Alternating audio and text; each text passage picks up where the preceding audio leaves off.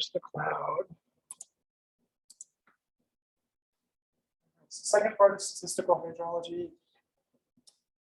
Like I said, we'll explore statistical properties of this sort of data series. We'll talk about fitting probability distributions to them. So we explored actual distribution functions. We kind of reviewed those.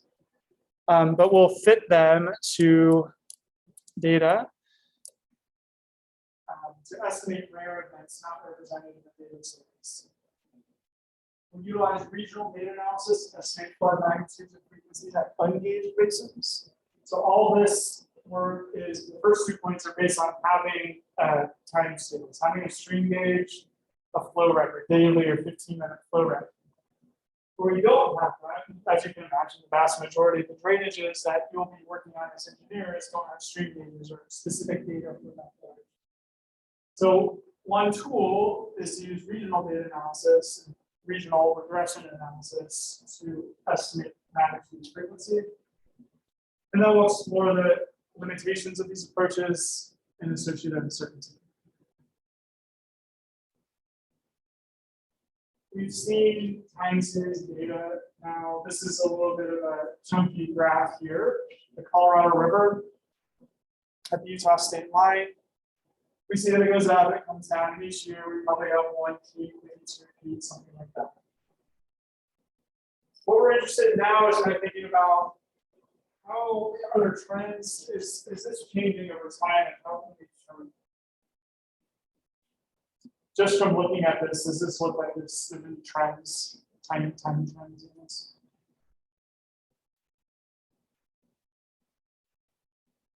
Not a very long record, it's only going back to 1992.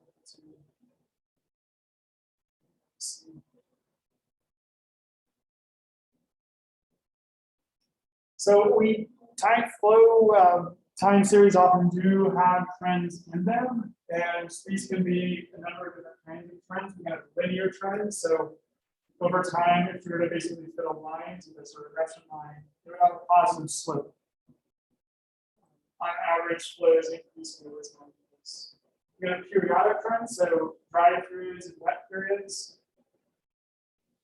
Here's a change in variance, so highly variable and then less variable. And then a change in average, which here's a linear trend, like kind of continuous trend. Here's a drop, right?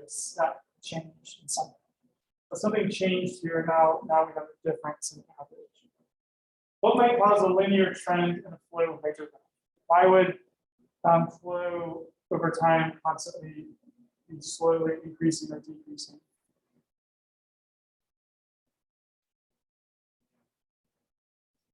Urbanization. Which direction would urbanization affect? Yeah, how would the flow trend look like with urbanization? Probably up, because more runoff, less evapotranspiration maybe. So it could be, more water leaving the basin. What other aspects do we see in urbanization signal?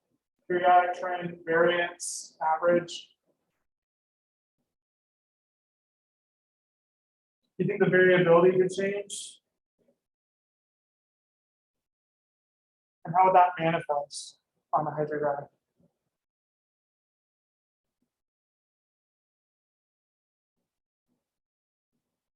Do we have higher peaks or lower peaks with urbanization in our flood hydrographs? Higher peaks.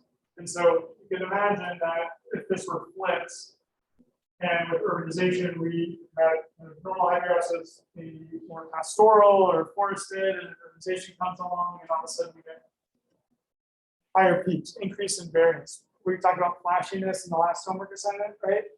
And what is flashiness? Do you remember? I'll start in the back corner, Evan. Think about how flashiness, what does the word flash mean? What does that mean for a hydrograph? Just try to put those two concepts together.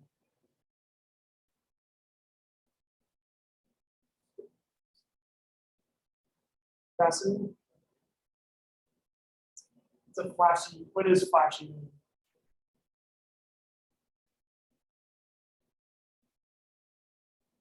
So flashy, just we kind of think of a flash, right? It's a pow, a spark, a bang. Flashiness, when we talk about hydrographs and hydrology, is there's a really intense and quick response and runoff from rainfall. So it rains and then boom, we get a big flood. Versus the water infiltrates into the ground and takes slower pathways through vegetation, and we get a more subdued hydrogram. Flashiness can occur, of course, in the desert. These deserts kind of behave often as parking lots, and there's very little vegetation. So that this could also be a trend in desertification, right? As things, as vegetation disappears from a watershed, grazing or aridification, then we might see a different hydrologic signal coming in. Here are actual data that I was looking at from my PhD. These are flow data for some watersheds in the Washington, Seattle area.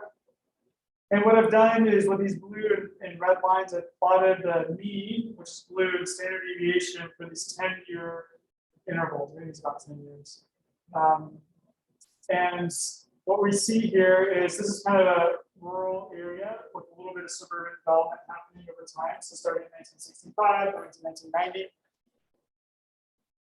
And if we plot the mean every 10 or so years, we see that it's not really changing that much. And we see that the standard deviation of just the flow record is not really changing that much either. It's pretty constant. But here is the watershed that went from rural back in the 60s to urban. And we see a much different trend. So the mean is actually increasing. So Justin predicted that we're increasing our mean. Of course, there could be some climate signals about this as well. You want to look at that. But if we're just looking at stream flow, we kind of make some hypotheses. And we also see that the standard deviation increases. So as the watershed urbanizes, we get this increase in variability with bigger peak discharges.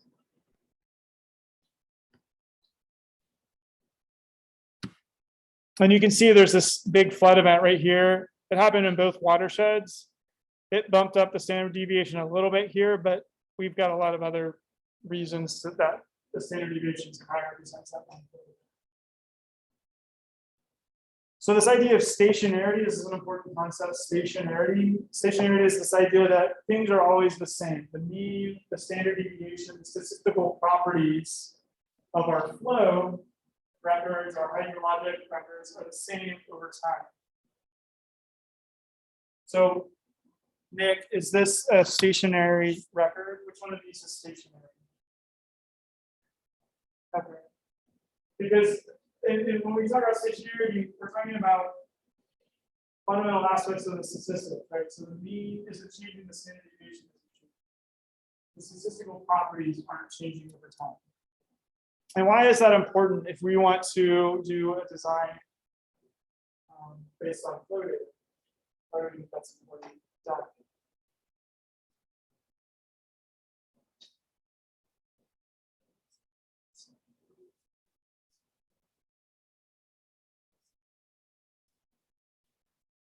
We're designing for now and 50 years from now, right?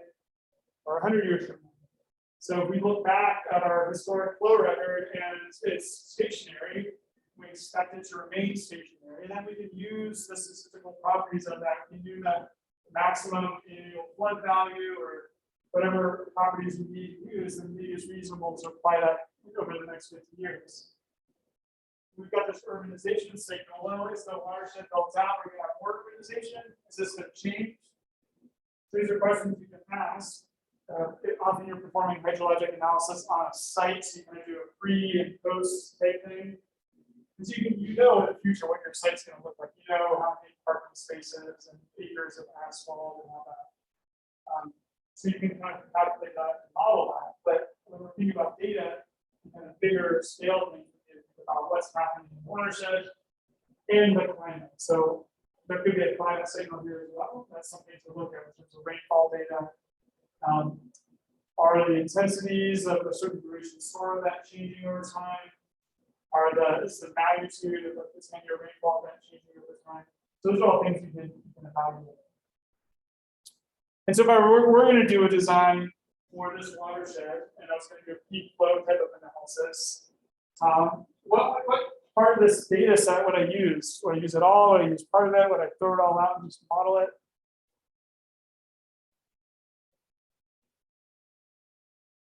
So I could maybe pick some chunk of time that's more representative, you know, or there's also some methods to be like, okay, there's this trend and we don't expect the trend to change. So I'm going to project into the future what the mean standard deviation, what that distribution is going to look like. Yeah, so is my watershed built out? Well, maybe this last 30 years is representative, the last 20 years is representative of my watershed.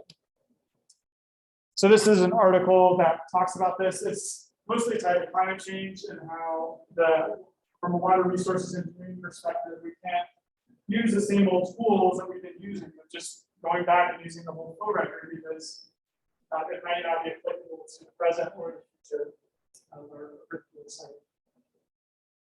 And stationary is dead. This was proclaimed back in 2008. Here is a paper that looked at stream gauges across the country and looked for non-stationarity. And this is basically a linear trend in the peak flood values. I think they looked at the 2-year flood, the 10-year flood events, and you can calculate those with just a 10-year record, right? Using Bible plotting position for linear. And so they basically chunked it up like this, calculated the 2-year flood, 10-year flood, 50%, 10%, chance flood, and then see it's and look at is there a trend in these peak values over time. So where we see the black dots and then the half circles, this is where we have a magnification factor, meaning there's like a slope of 1.5 to 3 in that line.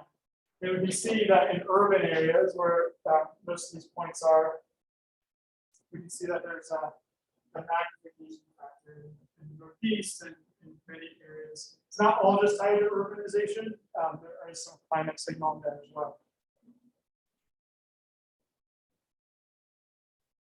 They looked at, so these are just all gauges, and then they looked at these gauges that were basically in non-urbanized areas. So the USGS maintains a network of gauges that are in like pristine watersheds, you know, maybe it's like national forest or national park or some area that's not developed. And so these watersheds, by and large, don't show that same magnification trend. So this is a big urbanization signal. There is some magnification you can see in some of these with these white dots. So some significant trend, this would be a climate trend I would see here rather than a land use change trend.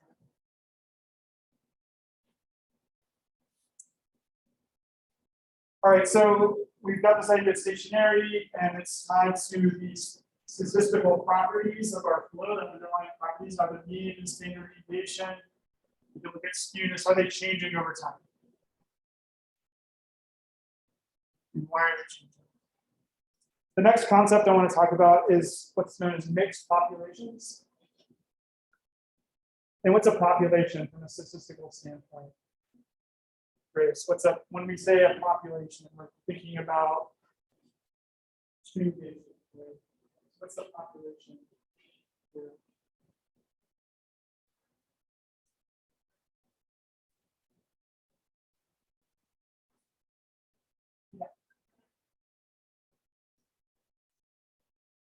Yeah, so the population, great. The population is the bigger kind of theoretical world of where a sample can come from. So stream gauge record is a sample, and this is a sample of the annual maximum peak discharges at the St. Vrain Creek Mines. And then the population underneath this would basically be what are the flood generating mechanisms for the St. Vrain Creek? What makes a flood? If you St. Vrain, it comes down through lions, it comes through the front range. What makes floods on the planet?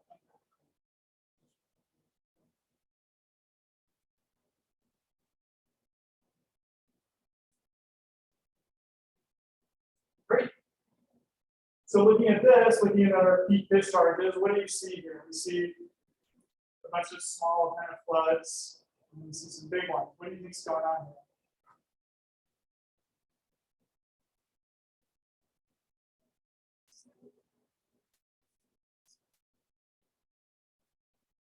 Great, and then we're thinking about populations of flood generating mechanisms then.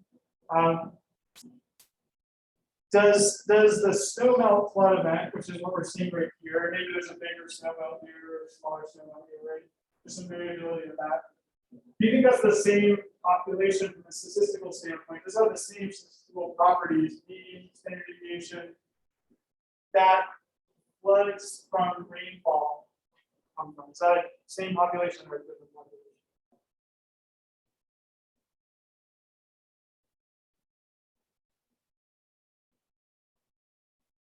Different, because what drives a rainfall event? Go back to the 2013 flood event. You remember why did that flood event come on the front range? Heavy rains, and we looked at this graphic of soil moisture that came up from the Gulf of Mexico.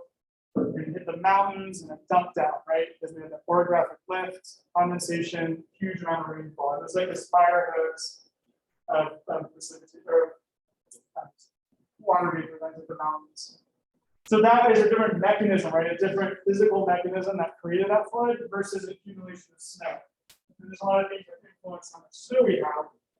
So yes, these are essentially what I'm saying is different populations. We have the snowmelt population, and we have the rainfall monsoon population. Different physical mechanisms that are behind that.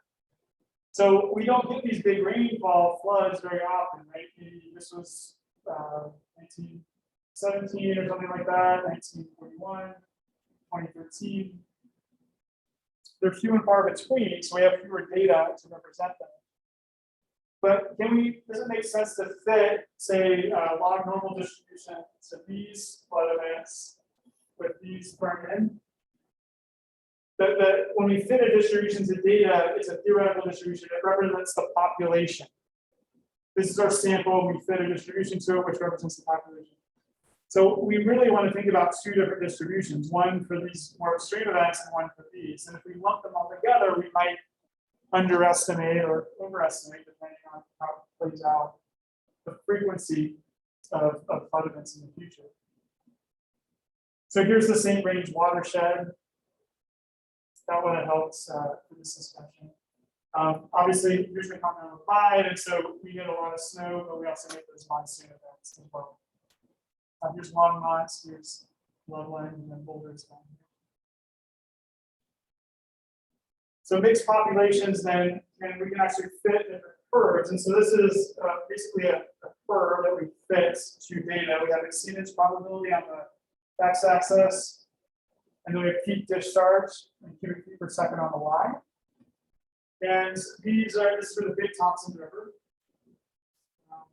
And basically it said, okay, we know these floods came from snowmelt floods. We know these floods came from rainfall floods, like the 1976 Big Thompson flood. And we can fit two different distributions, they're going to have different slopes. So for a given exceedance probability, let's say 0.01, the 1% annual chance flood, I come across, I get a peak discharge of, say, 2,500 CFS. But if I go to my rainfall, I come over here and I get now a peak discharge of, that's 30,000 CFS. So huge difference. This is the composite, this is bringing them both together.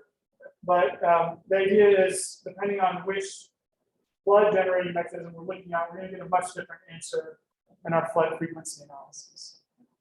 So that's important to consider, certainly on the Front Range where we have two different kinds of floods. A lot of these washes that we have around here, they really only flood when it rains, and so you're probably just going to have one type of flood in one population.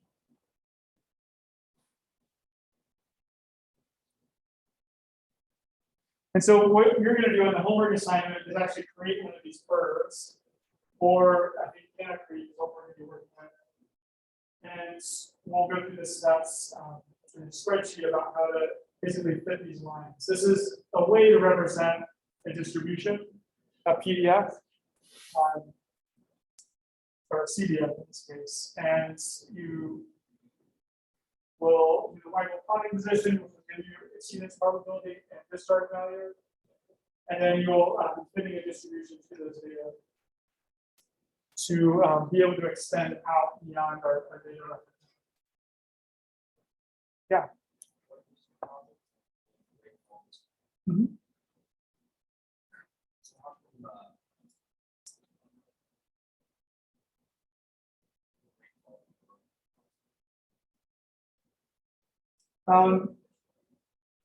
If you kind of extend this down further, then that's what it is. So the snow melt kind of has this. You're always going to get some basic snow melt. I don't know. I can't tell you exactly how to do this, but it's a conceptual thing. You're going to create just one. You're not going to do the mixed population. So I want to introduce the concept of mixed populations. I just want to draw something out for you. I'm missing this visual here. Let's do it. Let's just do it on the slide.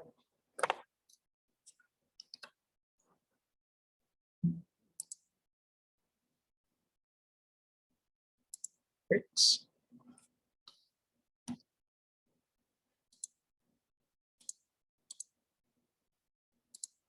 Okay. So if we have annual maximum data, we're going to have a lot of data points, right?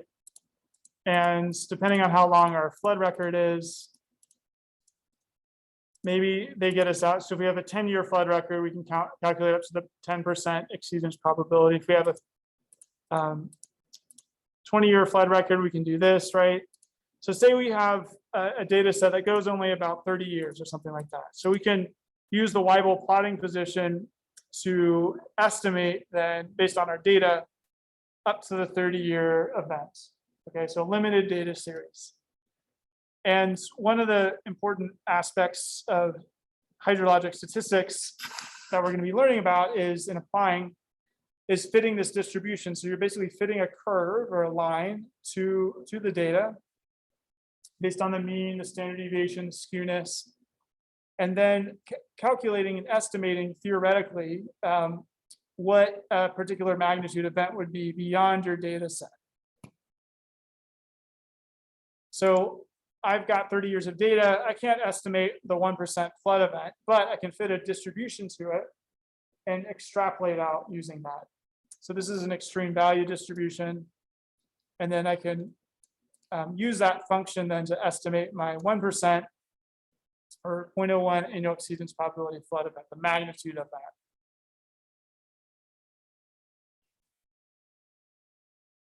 Sometimes I can extend my data.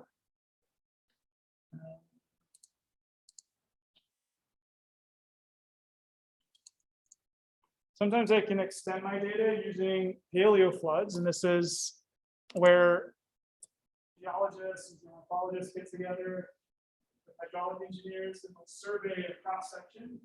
They'll find evidence of past floods and deposits.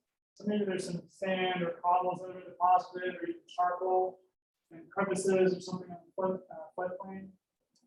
And obviously, there's going to be a lot of floods that move through here over many thousands of years, but there's going to be some maximum flood that you can see in a particular channel. These work in kind of more steep, confined type of regions.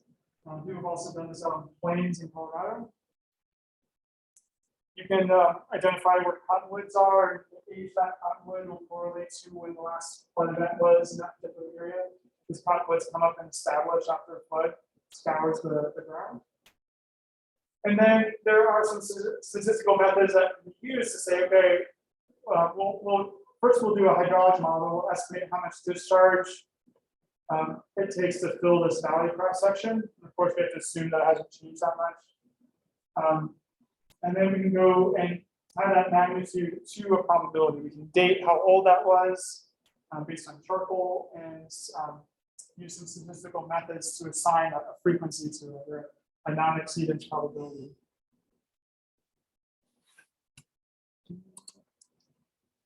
So the USGS and Bureau of Reclamation have partnered to do a study on the desert, the plains. They look for scour marks. They look for where lichen have been worn, where debris has been deposited, similar age trees.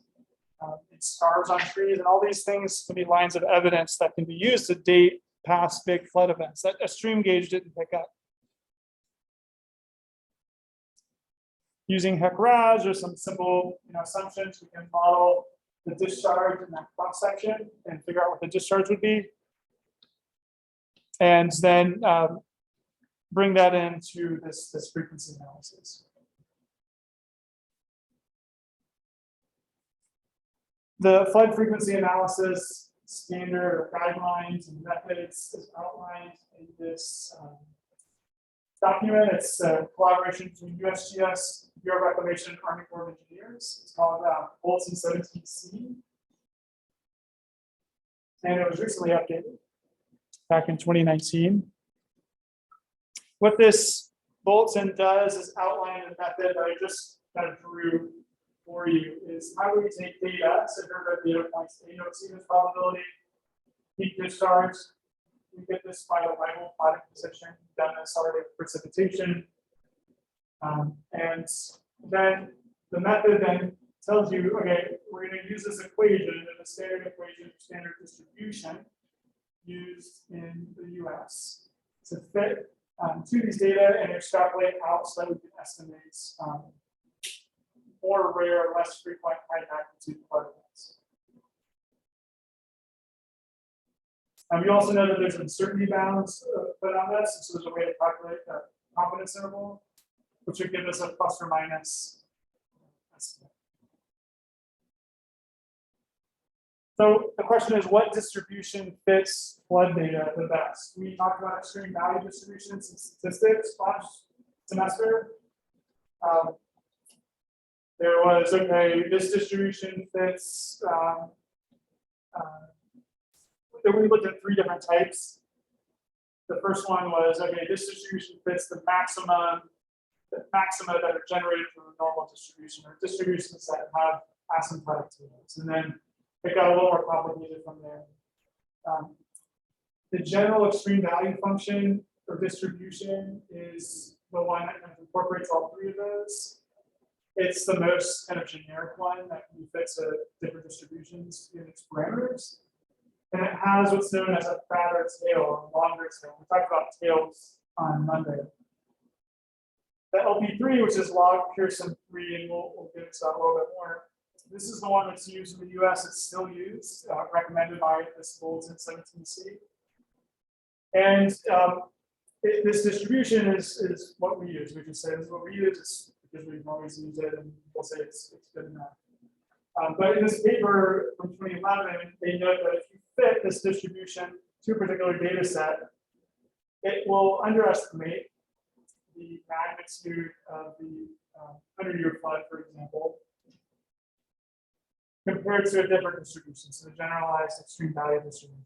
So in this case, they say, okay, let's look at what the 100-year flood event is from the log Pearson 3. Go across, that's 25,000 CFS for this data set. Let's look at the generalized extreme value distribution. Well, that's only about a 50-year event if we were to fit that distribution. And what it comes down to is this slope. Like, how does the distribution kind of reflect slope and outliers? Is it more sensitive to these data, or the middle data, or these data over here? And if we have a higher slope, then for a particular exceedance probability, we'll get a higher discharge estimate. So that's what this is showing. So step 1 in this flood frequency analysis is our reliable plotting position. We've done this numerous times now. We take, we calculate the exceedance probability based on the rate divided by n plus 1, where n is the number of values on the record. Fitting the distribution, so fitting the log Pearson type 3 distribution. Here's the actual function. It has 3 parameters. So this is the PDF. So x conditional to 1, 2, 3 parameters. There's a lot going on there. But this is the gamma function right here. In Excel, you can calculate it this way. I'll give you this. I'll give you a spreadsheet with steps on how to calculate this. But essentially, we're fitting a PDF to data and calculating these parameters. So tau, alpha, and beta. And It's called the log Pearson type free distribution because we're fitting the distribution based on the logs of our data. So we take the logarithm of the data.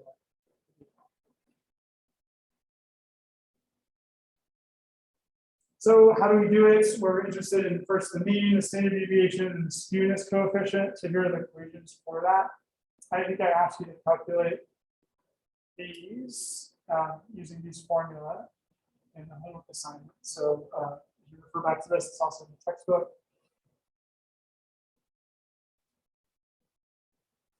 There is a way to estimate skewness that accounts for regional skewness. And the idea is a particular flow record might be a little bit biased. It's just one sample. You can calculate skewness using this equation. This is the standard deviation here. And you can calculate that for your station, so CS, skewness per station. But we want to weight it based on regional values so that our flood estimate isn't biased to the intricacies and complexities of a particular flood record. So there's a map of skewness coefficients for the country based on where we are in location. And you can look this up and I give you steps on how to do that. And then we end up doing a weighted average of skewness. So this is a variable that's based on the variance of your data, the regional skewness coefficient, and then you're weighting it based on that. So we get a weighted skewness coefficient, so your station, and then your regional skewness coefficient. So ultimately, the parameters for the log Pearson 3 are based on these, so shape, scale, and location. These are all functions of the mean, standard deviation, and skewness. And what we're showing here is what's called the method of moments. We run this in statistics, where you say, okay, I'm going to calculate the parameters of my distribution based on the moments of my data, the sample moments of my data. And the moments are, the first moment is mean, the second moment is the standard deviation, the third moment is skewness. All right, we'll get into the steps in the homework assignment on the nuts and bolts and how to do this in a spreadsheet.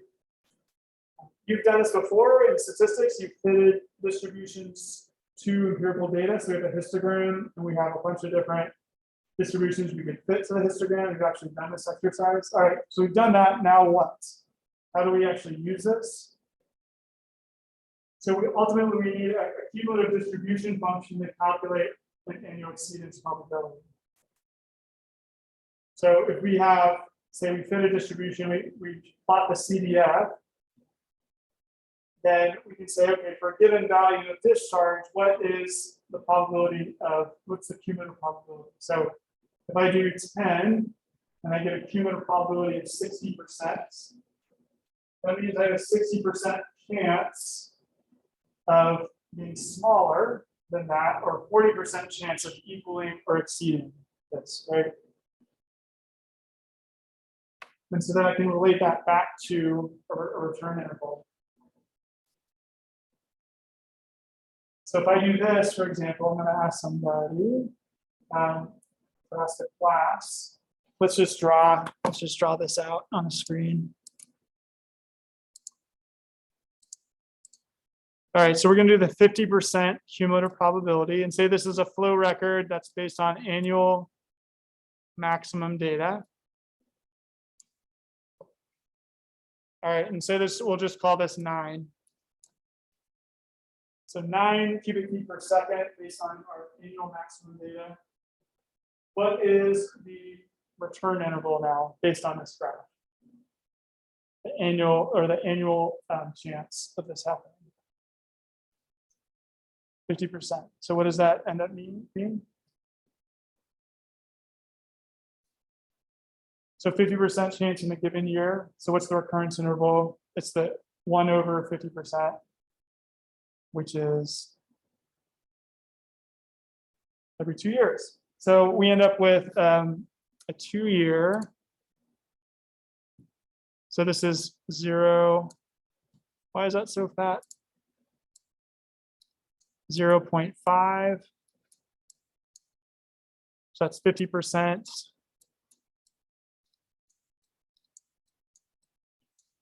Annual chance.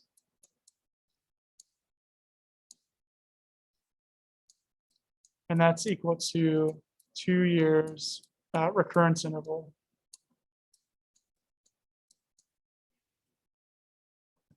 So this is how we can then calculate, and then of course we might be interested in the 99 cumulative probability, which is 1%. Right?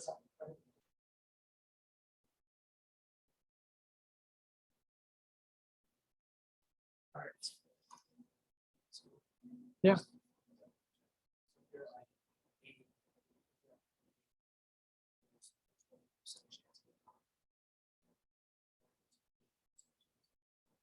Exactly. So at 0.8 we have this is right. So if we go to 0.8, so that's 15.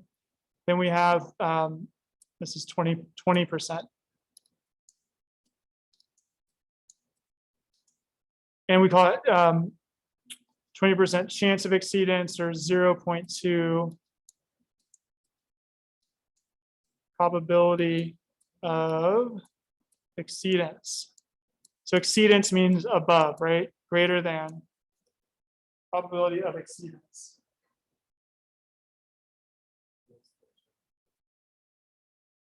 Point 0.2. So 1 over 0.2.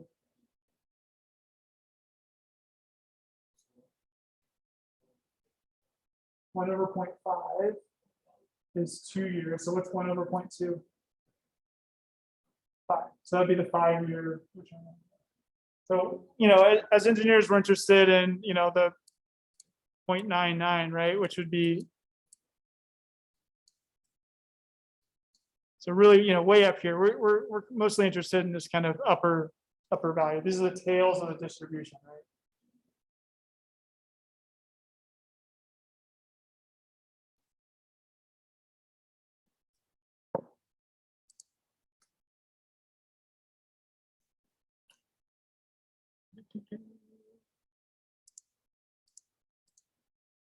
All right. Come on back. There we go. Oh.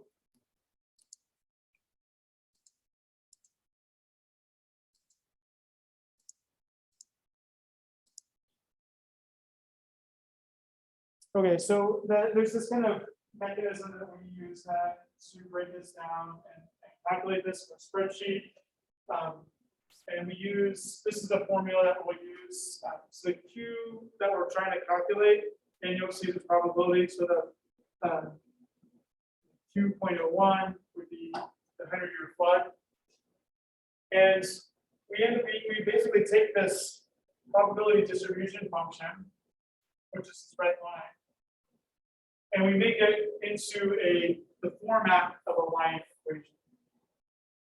So mean flood plus, and that's the mean flood for the whole data set, plus some slope factor plus the standard deviation. So that's the format of this, the linear format of this line. Standard deviation of your floods, and then this K factor, which we'll talk about. So the K factor, you get tables of these. They are, of course, going to change based on what recurrence interval we're interested in. And then this is just, here's your recurrence interval. Here's the percent chance of exceeding. Right, so the 1-year flood of 99% chance of exceeding, the 100-year flood of 1% chance of being exceeded in a particular year. So it's a function of our weighted skewness coefficient, which you'll calculate based on your gauge skewness and regional skewness, and then whatever value you're interested in. So if we want to plot a line, that line is going to go from 99 all the way to 1, right? And we'll just need to calculate the QAP for this equation. We'll just run it for each of these. So we can plot points out and put those points and just connect the dots. So we'll find our skewness coefficient. This is going to be the same because it's just from your gauge, and then you'll just read across and give these k values and plug them into equation. So this will be the same, this will be the same, and this is just the one thing that changes.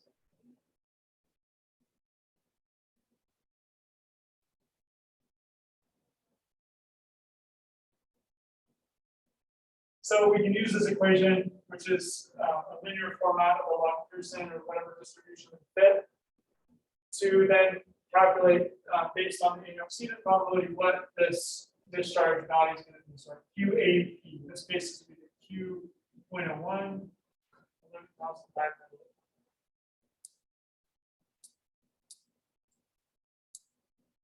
And then we're also interested in the uncertainty in that. So as with linear regression, there's a confidence band associated with that.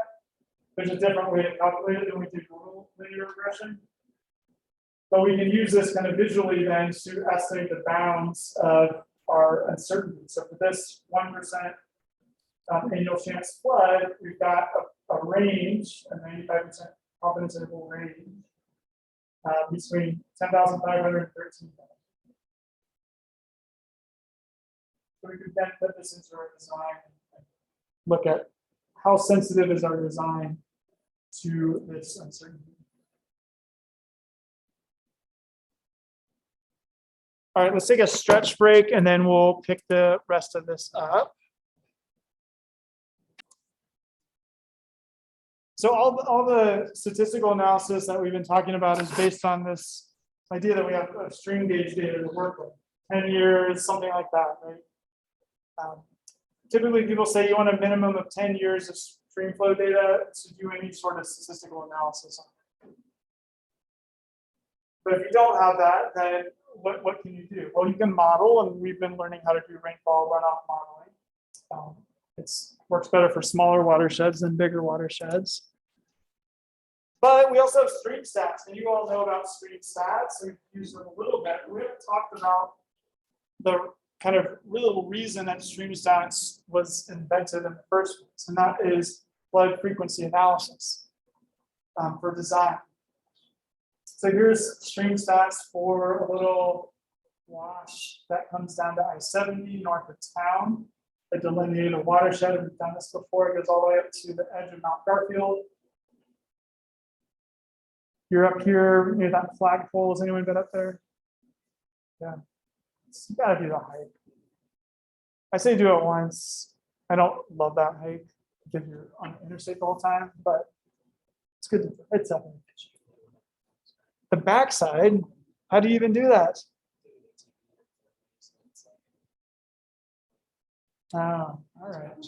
I'm going with Justin next time.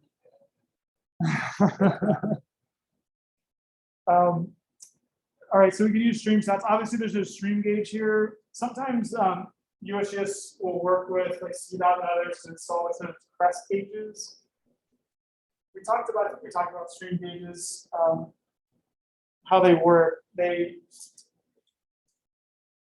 have a river, and they have some mechanism to measure the elevation of the water above some sort of sensor.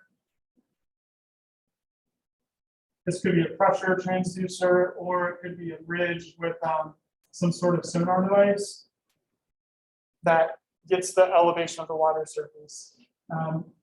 There's a logger and a little house near here, and usually there's like a pipe that comes over. They have a lot of different ways that you measure the stage. And then they'll just record this on a computer and then send it out on satellites so that it can go to the servers and be updated in real time. So the stage is what's being measured, which is, relative elevation. How deep is the water above some reference point? But really what we're interested in is discharge. And so what the USGS does is they come out, maybe they're in a boat, or maybe they are in a cable car, like a trolley, or maybe they're waiting, and they're measuring, they take a discharge measurement, right? So they'll slice it up like this, they'll get the velocity, they'll measure the velocity, and in different sections and multiply it by the area. So V times A is equal to Q. And they'll sum all those up, right? So you can do it with, and we did this in hydraulics with that velocity probe. They also have really sophisticated equipment that puts down, it's acoustic Doppler. And so they'll just go across in a boat and get a cross section, and it will measure basically in grid cells the velocity based on just sending out pings and getting pings back. So that's a little bit more sophisticated, accurate method. Anyway, so they had to go out and measure discharge in person over a series of flows in a particular river to create this stage discharge relationship. So that's an empirical equation that they fit a line to, and then this is what translates the stage measurements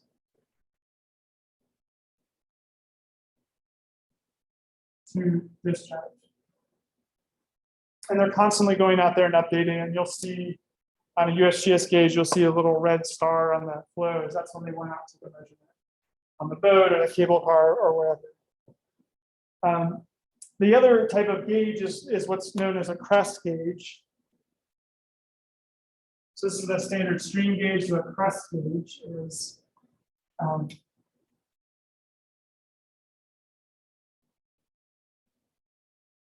these are for washes and for not really perennial streams.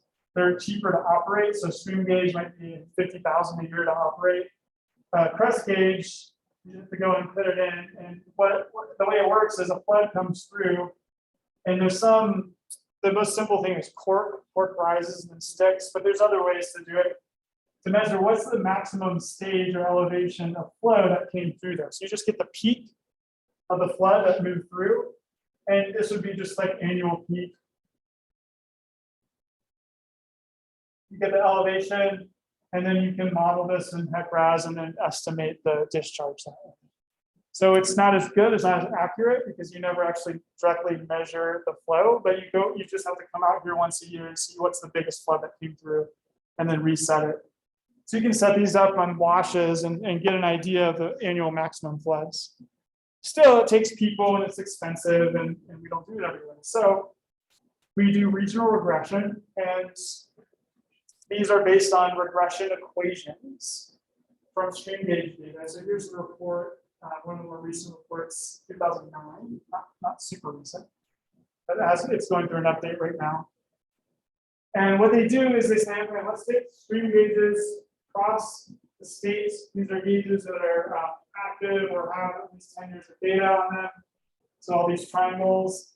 Let's divide the state up into climatic and flood climatology regions. So we've got, here's the continental divide in red. We've got the mountain regions. This is some elevation threshold, everything above like 7,500 feet. We've got the foothills, the front range, and the plains. So they recently divided that up.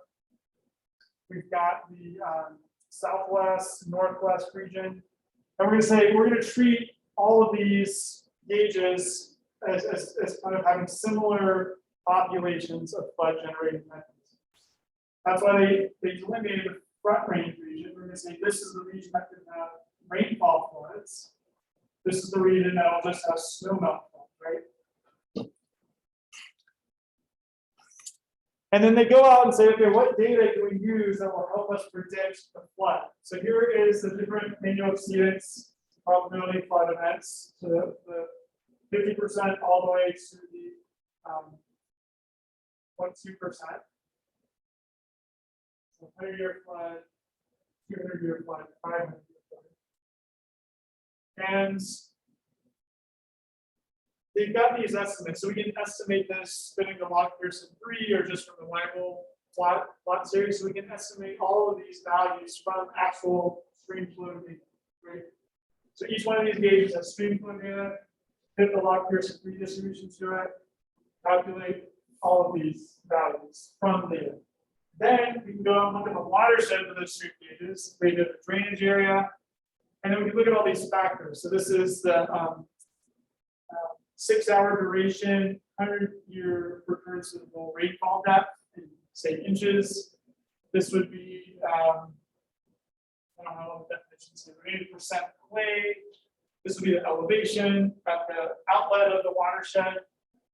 You could look at land cover, how much of it's forested, how steep is the watershed. These are all things that you could calculate for a different watershed.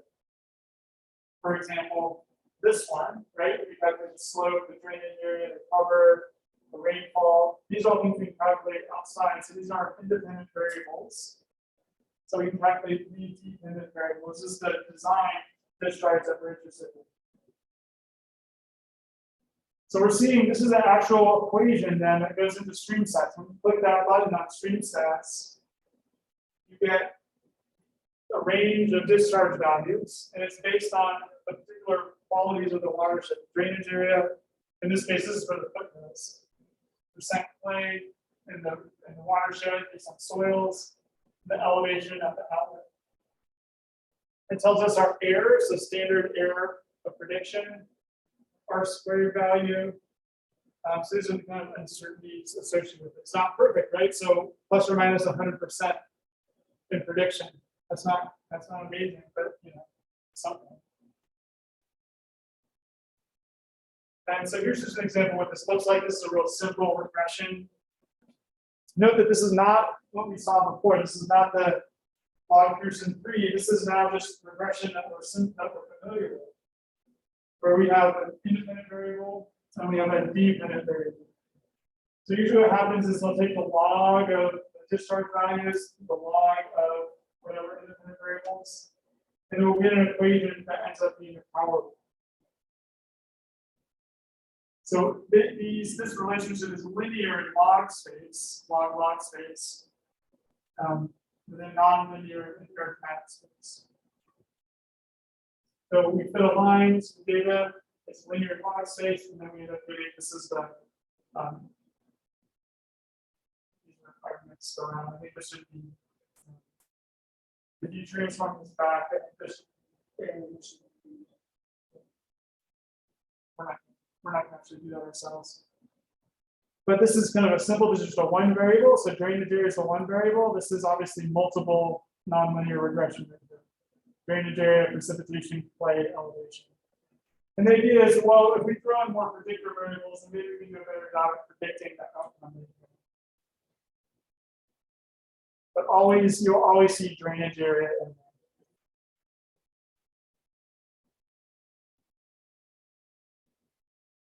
Here's a stream stats report for Canna Creek. Canna Creek up to the top of the mesa. And it shows you the basic characteristics, which are independent variables.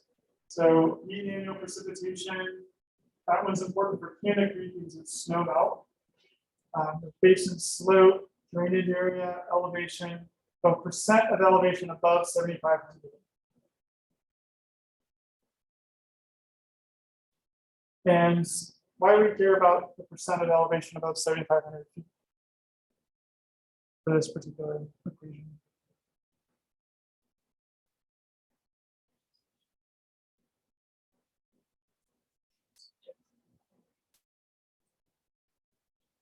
Yeah, so they've said, okay, about 7,500 feet, things change. Maybe it's vegetation. Probably it's how precipitation falls. Maybe you get more precipitation as snow and then rain. And so this is going to be how much of your watershed is dominated by snowmelt. But you'll note that for Canna Creek, it actually crosses two of these regions, because if we go back to the hydrologic regions that USGS defined, this is a contour of 7,500 feet right here.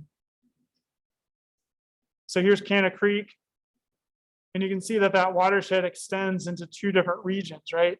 We're in the northwest region and then the mountain region. So the way USGS is divided up, they say, well, okay, we'll give you the overall output, but we'll also give you the mountain region output and the northwest region output. And they can actually weight it based on the drainage areas of your watershed, how much is in one region versus another. So it depends on where you click and where your watershed is. You might get two reports because you might cross that region, especially where you're below 7,500 and you go above 7,500. So the output then gives you, let's see here. So here's a mountain region report, and here is a Northwest region report, and they're different. So the 100-year flood event is 1350 for the Northwest region and 1160 for the mountain region. Why is it lower for the mountain region regression equation?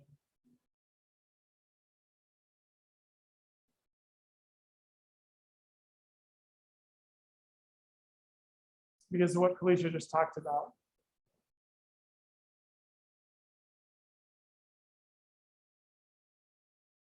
So it predicts a lower peak discharge value for the mountain region because the mountain region is dominated by snowmelt. Snowmelt's less extreme. Down here in the Northwest region, we're capturing a lot more rainfall, monsoon type flood events. So it's a little bit higher. Does that make sense? And then you get this area average report. I'd be skeptical of this because it's mixing the populations. If I'm doing the St. Vrain River on stream stats, I wouldn't do that because I have actual gauge data. But if I'm doing that on some other stream that goes way up into the mountains, I want to just do the stream stats report that has the more extreme events because that's going to be what's dominating my flood peak magnitude. Here they take an area average. They say, okay, we'll take 50% of your watersheds upstream in the mountain region and 50% downstream. So we'll just take 50-50 and average the two together. I don't like this. I don't like that they do this. I think you need to just decide which climatological region dominates your flood hydrology and go with that. I want to just talk about that. So this is mixing populations. I don't think it's a good idea. Bad USGS, in my opinion. All right, last point we'll make is we have all of stream stats is based on actual data. Like I said, it's based on these individual stream gauges, these little triangles. And there's a bias in where these stream gauges are. We have more stream gauges on 10 peaks for bigger stream gauges. Bigger, right? Because the whole reason we have stream gauges in the West in the first place is to track water flow, tied to water rates. And so we're always tracking bigger rivers. How much water are we sending down to Lake Powell, et cetera? So here's a graph, a series of graphs that I made. These are histograms based on drainage area of stream gauges, each of these regions. So mountain region, Northwest region where we are. And you can see, so here's drainage area, it's a log scale. Very little to zero gauges less than a square mile, right? In our Northwest region, we have about looks like 17 gauges between 1 and 10 square miles. Most of these are actually in the Piance Basin and are no longer active. There's a study that they did in the 70s and 80s for oil and gas. The vast majority have drainage areas greater than 10 square miles. And that plays out in most of these regions. But people usually use stream stats for teeny tiny little basins, 0.1, 1, up to 10 square miles maybe, where you don't have a stream gauge. So that's a problem. And what it means is that the uncertainty for smaller drainage areas is going to be high because there's fewer data supporting those regression equations. And as with any linear regression equation, we want to make sure that we only use it within the bounds of our data. So in this area, in this case, we have drainage area goes down here, so whatever log of whatever equals, about 5.5 up to here. So if we have a drainage area that's lower than this regression equation will apply. And stream stats will yell at you if you try to do stream stats on two triangle watershed. It'll say, "Hey, it's outside of the bounds of our underlying data set." So it's a very easy tool to use. Be careful with it and just know what's under the hood. For your homework, you will calculate and compare statistical moments to discharge records and compare 15-minute average daily data. We looked at that, our markdown document. So I gave you the R documents. You can load it in R and load the data based on the scripts that I gave you.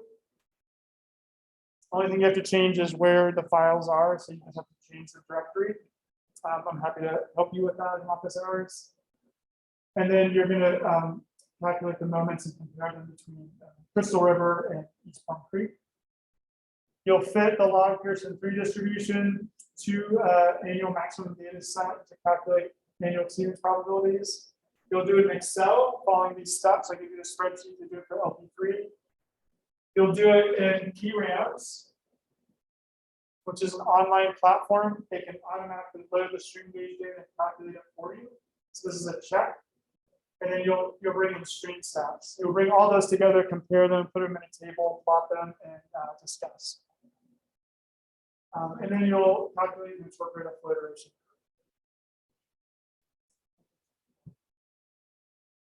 So that is there. And then project part 3 is posted as well. This is basically the penultimate step. You updated your basins based on my comments. I did give you comments for some of you in the second part of the project. So go back and look at that about how to fix your model components. Now that you've done the rainfall events, you will parameterize subbasins. So each subbasin is going to have a curve number, a time concentration, drainage area, and that's what's going to transform the rainfall into a hydrograph using the SCS unit hydrograph. So that's the final steps that you'll do. I think we take it all the way to modeling an initial hydrograph. So take a look at that. I have it due in a couple of weeks. We'll get it done before Thanksgiving break so that we can do the final step of the project, which is basically just writing everything up, doing a sensitivity analysis, and doing a design application.